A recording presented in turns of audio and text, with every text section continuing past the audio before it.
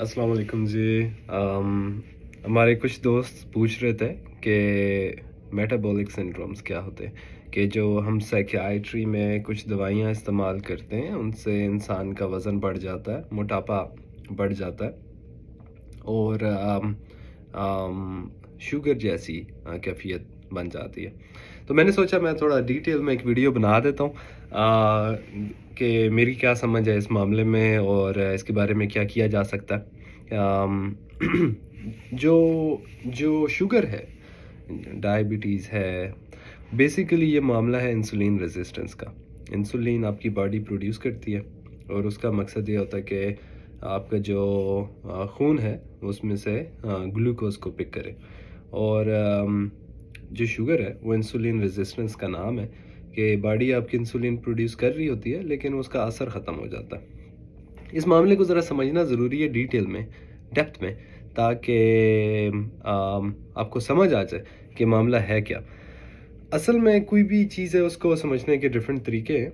एक तरीका है कि आप उसको एवोल्यूशनरी बैकग्राउंड के हिसाब से समझिए कि हमारी बॉडी जो डिज़ाइन हुई हुई है over last million of years, वो किस हिसाब से, I mean by design I meant के जो नेचुरल सिलेक्शन के प्रोसेस से हमारी बॉडी होके आई, उस टाइम की क्या ज़रूरत थी, किन फैक्टर्स ने करंट जो आपकी बॉडी है इसको फेवर किया, आपके एंसेस्टर से जो पास होके करैक्टरिस्टिक आए।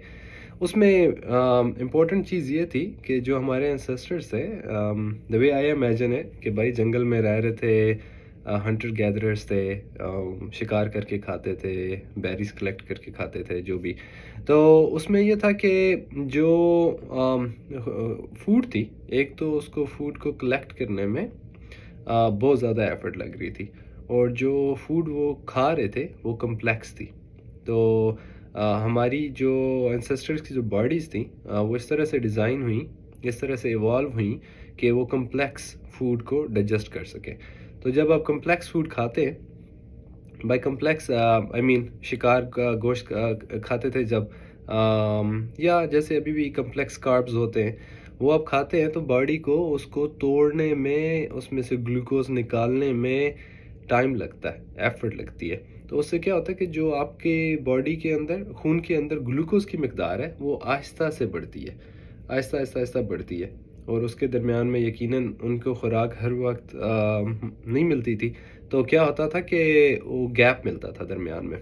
तो उस इससे क्या होता था, जब आपका ग्लूकोज लेवल आहिस्ता आहिस्ता ऊपर जा रहा है तो आपकी इंसुलिन की जो मकदार चाहिए उस ग्लूकोज को पिक करने के लिए वो भी आहिस्ता आहिस्ता ऊपर जा रही है। फिर अगर आपको एक दो दिन दरमियान में आपका हो गया रोज़ा फाका, फिर तो आपकी बॉडी को इंसुलिन से ब्रेक मिल गई। तो ये सब कुछ चेंज हो गया जब इंडस्ट्रियल रेवोल्यूशन आई। हमने गन्ना इजाद कर लिया, गन्ने से शुगर एक्सट्रैक्ट कर ली, प्रोसेस्ड फूड बना ली। अब जो कि कम्प्लेक्स फूड से ग्लूकोज ऐसे ऐसे जाती थी आहिस्ता आहिस्ता, और साथ ही इंसुलिन की कर्व भी ऐसे जाती थी। अब जब प्रोसेस्ड फूड, ये लेज़ हो गए, बर्गर्स हो गए, कोका कोला, पेप्सी, जो भी लोग इस्तेमाल करते हैं, अब ग्लूकोज लेवल बजाय ऐसे जाने के ऐसे शूट करता है ऊपर को, और साथ ही इंसुलिन भी आपकी शूट करती है। तो जब आपको इतनी ज़्यादा इंसुलिन आपके रिसेप्टर्स पे पड़ती है तो वो आहिस्ता आहिस्ता उनकी सेंसिटिविटी कम हो जाती है, उनकी टॉलरेंस ज़्यादा हो जाती है।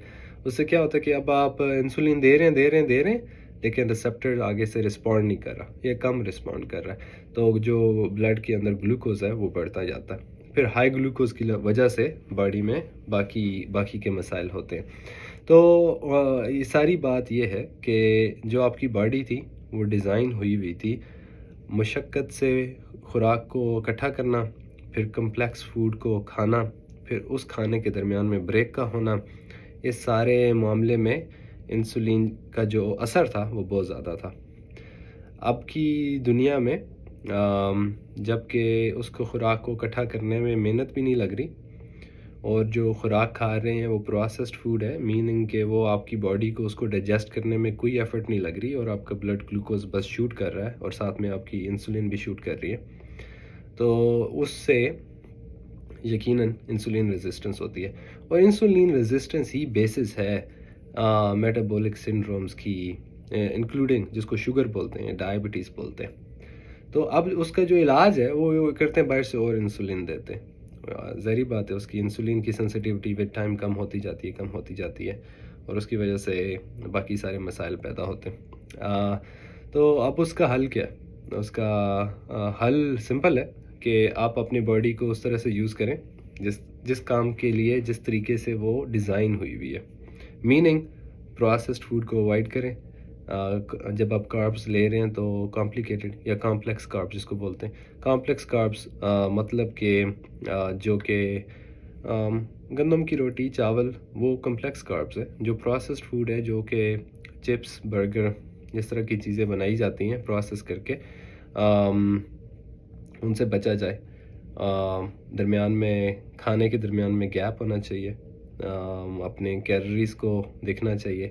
تو جب آپ یہ ساری چیزیں کر لیں گے، ساتھ میں جو مشقت والا ایلیمنٹ تھا وہ بھی ڈالیں گے، ایکسرسائز کریں گے، واک کریں گے، جب آپ اپنا لائف سٹائل آپ اس طرح سے اڈاپٹ کر لیں گے تو پھر یہ کم مسئلہ ہوگا۔ بٹ آپ کو ظاہری بات ہے، اگر آپ کو کوئی سائکیاٹرک النس ہے اور آپ اس کی لیے کوئی دوائی کھا رہے ہیں، تو ہماری کوشش ہمیشہ یہ ہوتی ہے کہ ایسی دوائی لی جائے جس سے کم ویٹ گین ہو، آئیڈیلی ہو ہی نہ، لیکن کم سے کم ہو۔ تو لیکن اگر ہوتا بھی ہے تو اس کو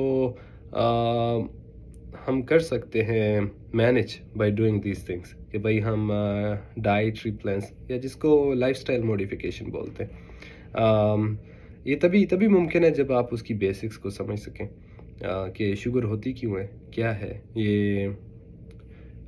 بیسیکلی جو ٹائپ 2 ہے یہ ہماری بنائی ہوئی بیماری ہے، جو ٹائپ 1 ہے وہ ڈیفرنٹ ہے، اس میں آپ کی باڈی انسولین پروڈیوس ہی نہیں کرتی، اور some times with mental illness آپ کی موٹیویشن لیول ہی اتنا لو ہوتا ہے کہ آپ یہ چیزیں نہیں کر پاتے، آپ کمپنسیٹ نہیں کر سکتے۔